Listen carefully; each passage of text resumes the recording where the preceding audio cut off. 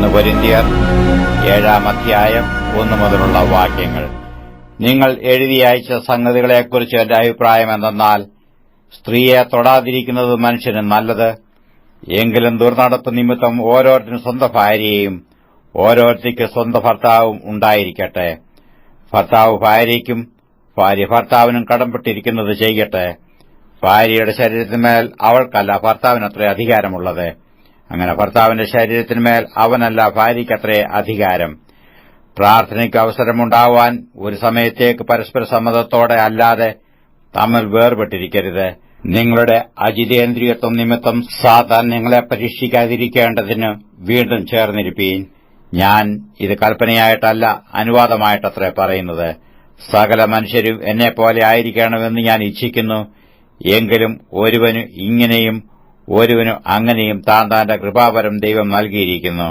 വിവാഹം കഴിയാത്തവരോടും വിധവമാരോടും അവർ എന്നെപ്പോലെ പാർത്തുകൊണ്ടാൽ അവർക്ക് കൊള്ളാം എന്ന് ഞാൻ പറയുന്നു.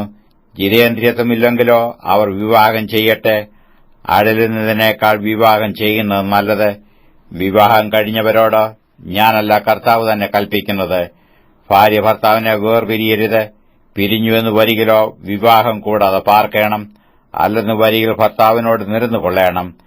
ഭർത്താവ് ഭാര്യയെ ഉപേക്ഷിക്കുകയും അരുത്. എന്നാൽ ശേഷമുള്ളവരോട് കർത്താവല്ല, ഞാൻ തന്നെ പറയുന്നത്, ഒരു സഹോദരനു അവിശ്വാസിയായ ഭാര്യ ഉണ്ടായിരിക്കുകയും അവൾ അവനോടുകൂടെ പാർപ്പാൻ സമ്മതിക്കുകയും ചെയ്താൽ അവളെ ഉപേക്ഷിക്കരുത്. അവിശ്വാസിയായ ഭർത്താവുള്ള ഒരു സ്ത്രീയും അവൻ അവളോടുകൂടെ പാർപ്പാൻ സമ്മതിക്കുന്നുവെങ്കിൽ ഭർത്താവിനെ ഉപേക്ഷിക്കരുത്. അവിശ്വാസിയായ ഭർത്താവ് ഭാര്യ മുഖാന്തരം വിശുദ്ധീകരിക്കപ്പെടും.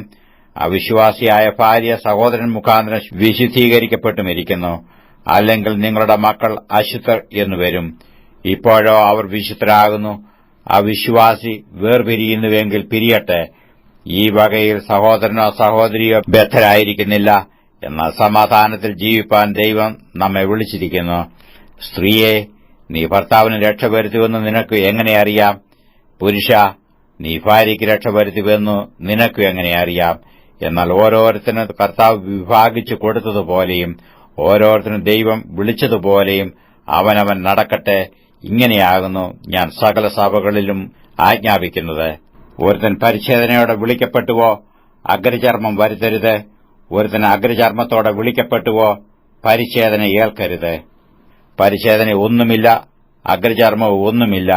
ദൈവകൽപ്പന പ്രമാണിക്കുന്നതത്രേ കാര്യം. ഓരോരുത്തരും വിളിക്കപ്പെട്ട സ്ഥിതിയിൽ തന്നെ വസിച്ചുകൊള്ളട്ടെ.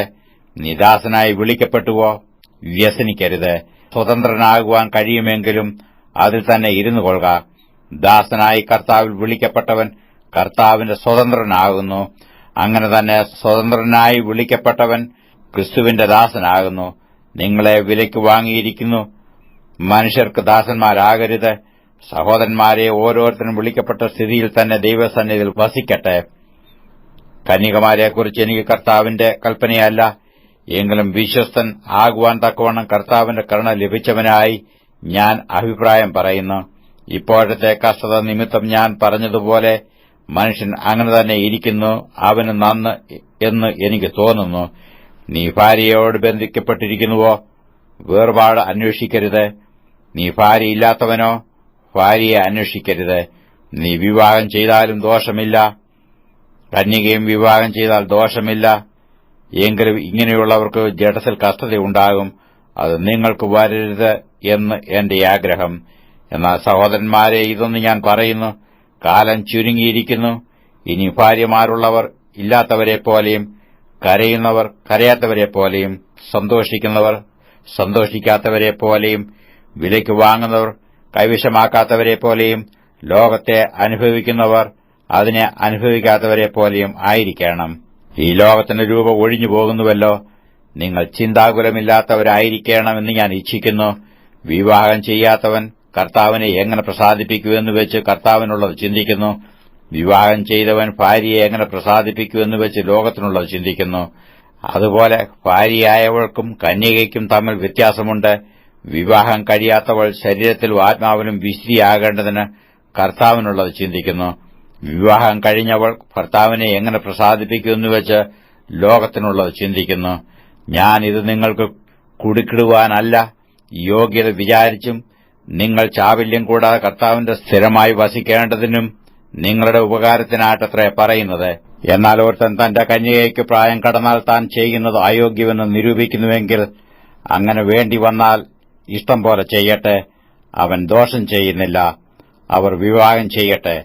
എങ്കിലും നിർബന്ധമില്ലാതെ തന്റെ ഇഷ്ടം നടത്തുവാൻ അധികാരമുള്ളവനും ഹൃദയത്തിൽ സ്ഥിരതയുമുള്ളവനുമായ ഒരുവൻ തന്റെ കന്യകയെ സൂക്ഷിച്ചുകൊള്ളുവാൻ സ്വന്തം ഹൃദയത്തിൽ നിർണയിച്ചുവെങ്കിൽ അവൻ ചെയ്യുന്നത് നന്ന്. അങ്ങനെ ഒരുത്തൻ തന്റെ കന്യകയെ വിവാഹം കഴിപ്പിക്കുന്നത് നന്ന്, വിവാഹം കഴിപ്പിക്കാതിരിക്കുന്നത് ഏറെ നന്ന്. ഭർത്താവ് ജീവിച്ചിരിക്കുന്ന കാലത്തോളം സ്ത്രീ ബന്ധിക്കപ്പെട്ടിരിക്കുന്നു. ഭർത്താവ് മരിച്ചുപോയാൽ തനിക്ക് മനസ്സുള്ളവനുമായി വിവാഹം കഴിയുവാൻ സ്വാതന്ത്ര്യമുണ്ട്. കർത്താവിൽ വിശ്വസിക്കുന്നവനുമായി മാത്രമേ ആകാവൂ. എന്നാൽ അവൾ അങ്ങനെ തന്നെ പാർത്തുകൊണ്ടാൽ ഭാഗ്യമേറിയവൾ എന്ന് എന്റെ അഭിപ്രായം. ദൈവാത്മാവ് എനിക്കും ഉണ്ട് എന്ന് തോന്നുന്നു.